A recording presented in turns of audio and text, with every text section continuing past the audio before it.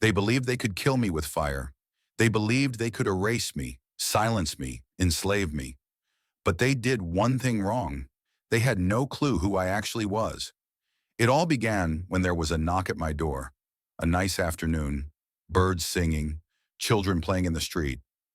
I was drinking my black coffee, enjoying the serenity of my new house on a quiet suburban street. That's where I met Linda.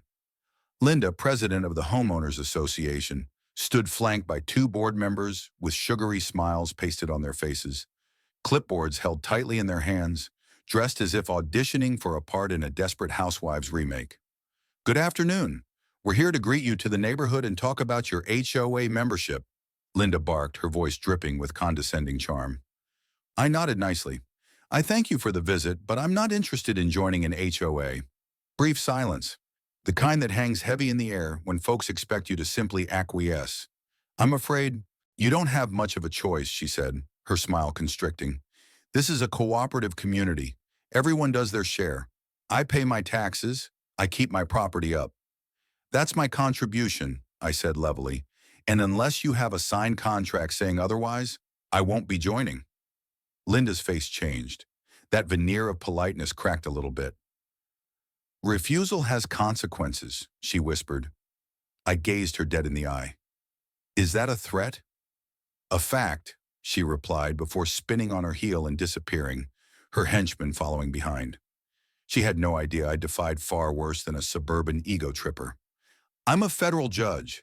For years, I've sat on the bench hearing high-profile cases involving organized crime, corrupt bureaucrats, and corporate crooks. My courtroom reputation ruthless but fair. I don't bend to intimidation. I don't play political maneuvers.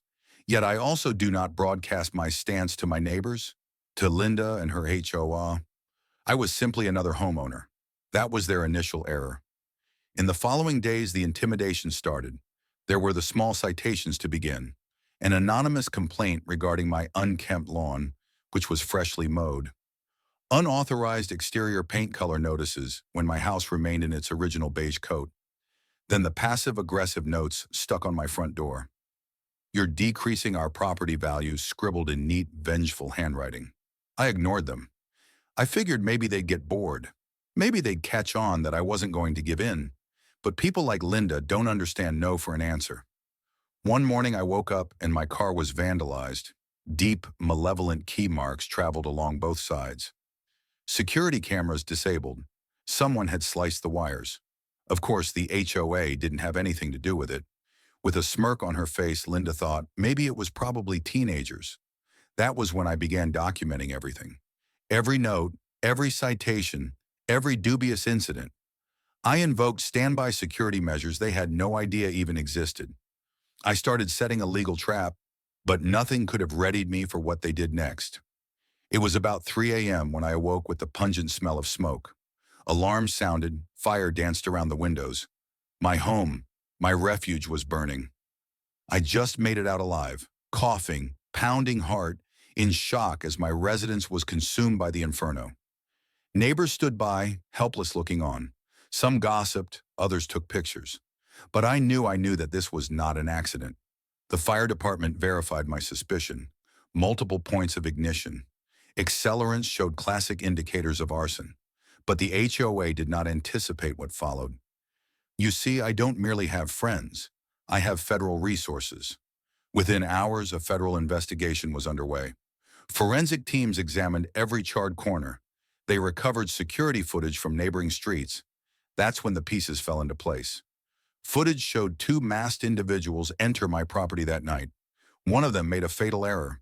He exposed his wrist, revealing a distinctive tattoo.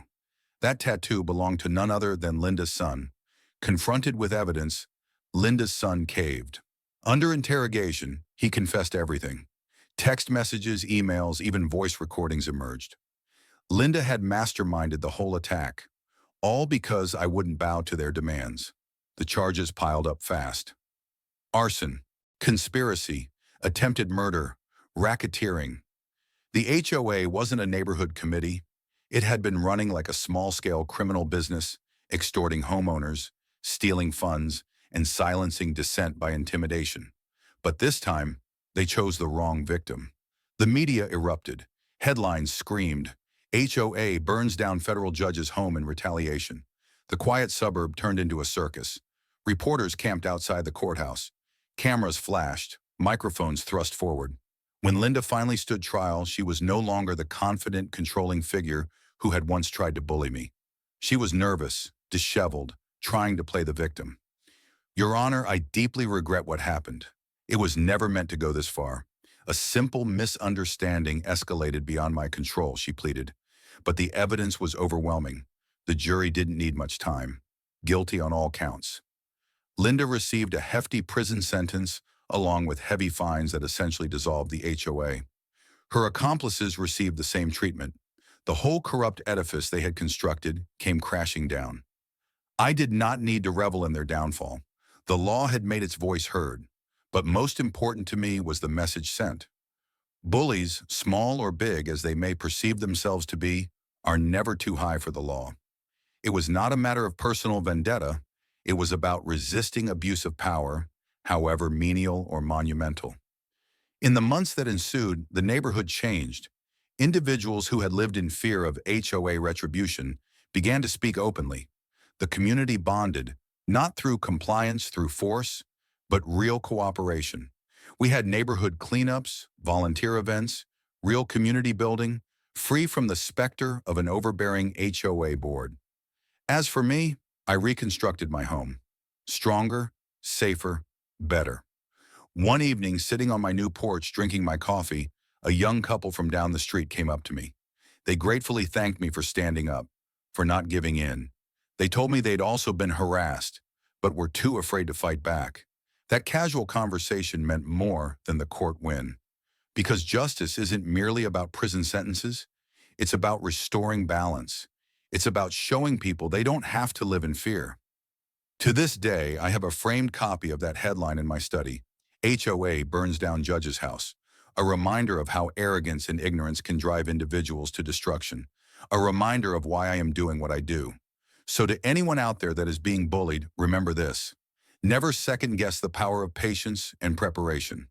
Hold your ground. Know your rights. And when the moment arrives, strike not with rage, but with the force of justice. The HOA believed they could intimidate me into submission. They learned the hard way that fire scares not a federal judge.